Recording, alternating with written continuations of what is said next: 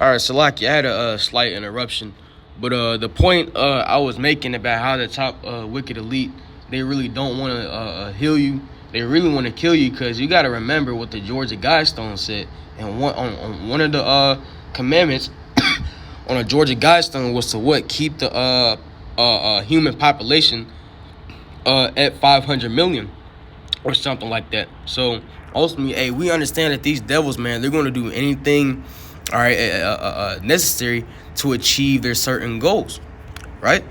Now, reading on in the article, it says both medical professionals and citizens have reported serious injuries and deaths following jump shots to various official databases in the Western world. They added during the pandemic, it was emphasized by politicians and the media on a daily basis that every CV-19 death mattered and every life deserved protection through containment measures and CV-19 jump shots. It says in the aftermath of the pandemic, the same morals should apply. The study found that across Europe, the U.S., and Australia, there had been more than 1 million excess deaths in 2020 at the height of the pandemic, but also 1.2 million in 2021 and 800,000 in 2022 after measures were implemented. It says researchers said the figure included deaths from CV-19, but also the indirect effects of the health strategies to address the virus spread and infection. It says they warned that side effects linked to the CV jump shot had included ischemic stroke, however you say that, acute coronary syndrome, and brain hemorrhage, cardiovascular diseases, coagulation, hemorrhages, gastrointestinal events, and blood clotting. And you see, this is why the scriptures say this. And let's grab this in the Apocrypha, because remember what Biden said concerning the jump shots, that ultimately you tribes are the target. And this was back, I want to say, the end of 2021. Sirach or Ecclesiastes chapter 12, beginning at verse 6. It says, never trust thine enemy, for like his iron rusteth, so is his wickedness. So ultimately, just like iron is guaranteed to rust, guess what? This man Esau, Edom, so-called white man, which once again, according to Malachi 1:4, the scriptures call the wicked. Guess what? His wickedness is guaranteed to show.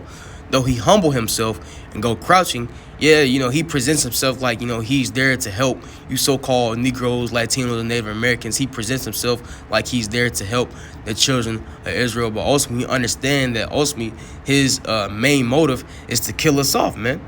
It says, yet take good heed and beware of him. And thou shalt be unto him as if thou hast wiped away a looking glass, and thou shalt know that his rust hath not been altogether wiped away, because ultimately there's nothing that could change this man. All right, this man was created to be the wicked, like Jeremiah. I want to say Jeremiah 13, and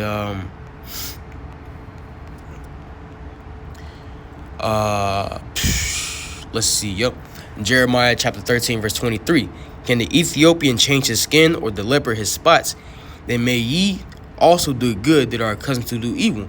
And know the Ethiopian cannot change his skin, and know the leper cannot change his spots. So just like Esau, Edom is accustomed to do evil, guess what? He cannot do good. It is not in him, man. Like Isaiah the 26th chapter. Let favor be shown to the wicked, yet will he not learn righteousness? So it's not in this man, it's not in this devil to learn righteousness, man. And he pushes forth his wickedness, through his devices. By pushing forth, his evil intents and purposes, which, we see an example of his evil intents and purposes right here. All right, the top wicked elite know damn well that these jump shots were not there to heal the people. All right, they trying to kill people off, man. So jumping back to Sirach chapter 12 and 12. It says, set him not by thee, least when he hath overthrown thee, he stand up in thy place. Neither let him sit at thy right hand, lest he seek to take thy seat. And thou at the last, remember my words and be pricked therewith. And ultimately, the men of the Lord, the men of Yahweh Bashmi Ashai have been set up to warn the house of Israel. Ultimately telling you not to trust in this man. Not to trust in Esau, Edom, so-called white man, and his devices, man. But the problem is a lot of Jake refuse to listen. A lot of Jake would rather look to Esau, Edom, and so-called white men for help, then to come back to Yahweh Bashmi Ashai and seek counsel of Yahweh Bashmi Ashai. And like it said, set him not by thee, least when he hath overthrown thee, he stand up in thy place, neither let him sit at thy right hand, lest he seek to take thy seat. Because also we understand that everything, all the evil intents and purposes that Esau, Edom, so-called white man, is exercising is really, in the grand scheme of things, targeted towards you so-called Negroes, Latinos, and Native Americans, man, and nation of Israel. Now, yeah, of course, the other heathens and his own people get caught up in it. But ultimately, as long as Esau, Edom, the so-called white man, is able to get to Jake with these things, man, he doesn't care who gets caught up in it. And also, we understand Esau, Edom's end goal is to get the birthright back from Jacob, man. But the Lord's not going to let him do it. You see, because ultimately the victory, all right, for the nation of Israel, beginning with the elect, is already written, man. And Esau, Edom's judgment is already written. And there's no one who could turn those things back, man. Right? It says, who will pity a charmer that is bitten with a serpent, or such as come nigh a wild beast? So, hey, put in on a smaller scale. Hey, we telling you, hey, a snake is right there. Don't go near that snake or it'll bite you. And guess what? You don't listen, and guess what? You get bitten by a serpent. So who's gonna pity you? So we, in this sense, we telling you that Esau, Edom, so-called white man, is not for your cause. The devices he's pushing forth is for your destruction. So you fall into those devices. Who's gonna pity you, man? Nobody. So one that goeth to a sinner and is defiled with him in his sins, who will pity? And nobody's going to pity you, because the warning already went forth. Now it's on you. Okay? It says, for a while he will abide with thee, but if thou begin to fall, he will not tarry. An enemy speaketh sweetly with his lips, but in his heart he imagineth how to throw thee. Salakia.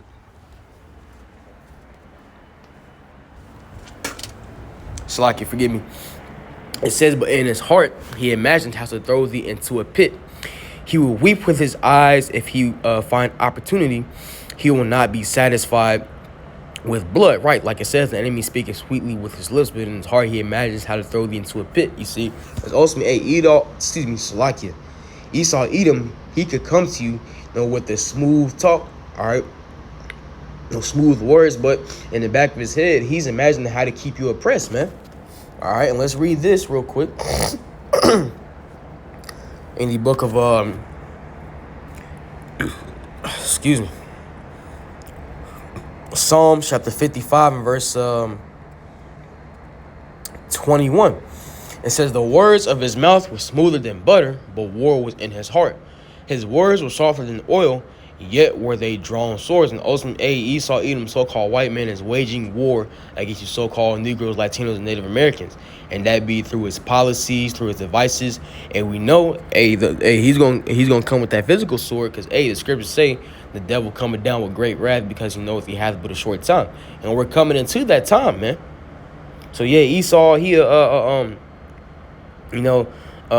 speak smooth words into the ears of the people, especially the ears of our people, the ears of Jake, or make them think that he's for their cause. But his goal in the grand scheme of things is throw you in a pit, man, keep you oppressed. Okay? Verse 17, it says, let's read that again in verse 16. It says, an enemy, we'll start at verse 15 again. It says, for a while he will abide with thee, but if thou begin to fall, he will not tarry. You see, because ultimately, this devil, he's not going to be there for you in your affliction, man. All right, when you down, when you oppressed, man, when you catching hell, all right, the devil, Esau, Edom, so-called white man, he ain't going to be there to help you. It says, an enemy speaketh sweetly with his lips, but in his heart he imagines how to throw thee into a pit. He will weep with his eyes, but if he find opportunity, he will not be satisfied with blood. The scriptures say what in Ezekiel 35? Because this devil has not hated blood, blood shall pursue him. So all the blood that Esau, Edom, so-called white man, has shed, mainly concerning us Israelites, all the Israelite blood that Esau, Edom, so-called white man, has shed, that's all going to be he's going to have to pay for that, man. All right, he's going to have to pay for that. And the Lord is going to recompense him according to the blood he shed, man. It says, if adversity come upon thee, if thou shalt find him there first, and though he pretend to help thee, yet shall he undermine thee. Because really, this devil, he's behind your downfall, man. He's putting things in place just to make sure Jake stays oppressed, man. You know? He's trying to kill us off, man. And like we're talking about with this jump shot thingy, right? A lot of excess deaths have happened, all right, due to this, man. Okay, and these are one of the devices that Esau Edom, so-called white man, is using to get you so-called Negroes, Latinos, and Native Americans out the way. Excuse me, you so-called Negroes, Latinos, and Native Americans out the way, right? Let's see. That's it to that. So let's finish off in the article. It says German researchers have pointed out that the onset of excess mortality in early 2021 in the country coincided with the rollout of jump shots, which the team said warrants the further investigation. However, more recent data regarding side effects has not been made available to the public, with countries keeping their own individual databases of harms which rely on self-reporting by the public and doctors, the experts warned. And as you see, that's the end of the article. No, as a matter of fact, I'm gonna close out the lesson right there, and I pray this lesson was edifying to the body, and I pray you got something out of this. And a point being, we can see what this devil is performing in the earth, man. We can see his evil intents and purposes being manifested. And we're gonna keep telling you, Jake. We're gonna keep telling you, so-called Negroes, Latinos, and Native Americans, never trust thine enemy. But 2/3 of y'all are not gonna listen. And without further ado, I'd like to close out by giving all praises, honor, and glory to Yahweh, Bahashem, Yahweh Shai, Bahashem, Rechak. Double honors to the apostles and elders of Great Millstone who rule well and preach the truth and sincerity. Shalom to the hopefully elect. Lord's God, see you in the next lesson. Till then, Shalom.